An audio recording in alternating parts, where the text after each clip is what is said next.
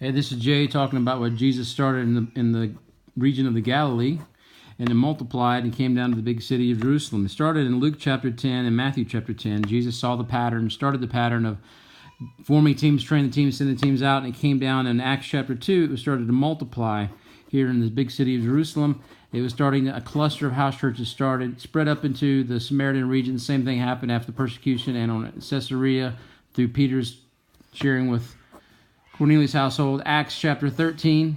By Acts chapter 13, what happened in Acts chapter 2 had multiplied up into a network of house churches up in Acts chapter 13 in Antioch. Went over into Iconium, Lystra, and Derbe in the southern part of the Galatian network by Acts 14.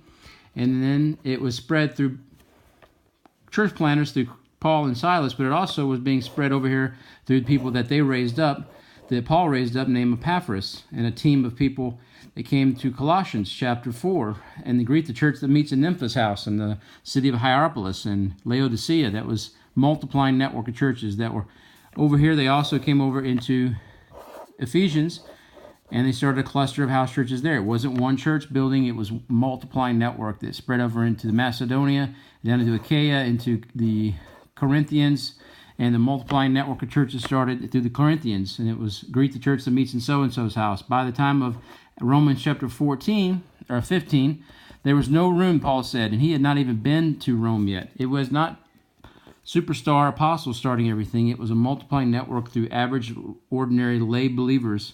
And he said, there was no more room for my work from Jerusalem all the way around to Illyricum.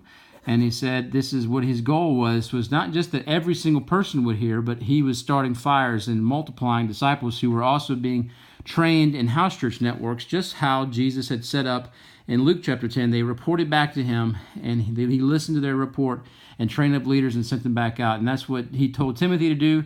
These things you've heard from me in the presence of many witnesses are entrusted to responsible people who are able to train others in that pattern. Now there's only 3,000 believers here in Jerusalem, in Israel, and we're trying to help spread this vision that these 3,000 native-born Sabras out of 20,000 will become a multiplying movement again in the land of Israel.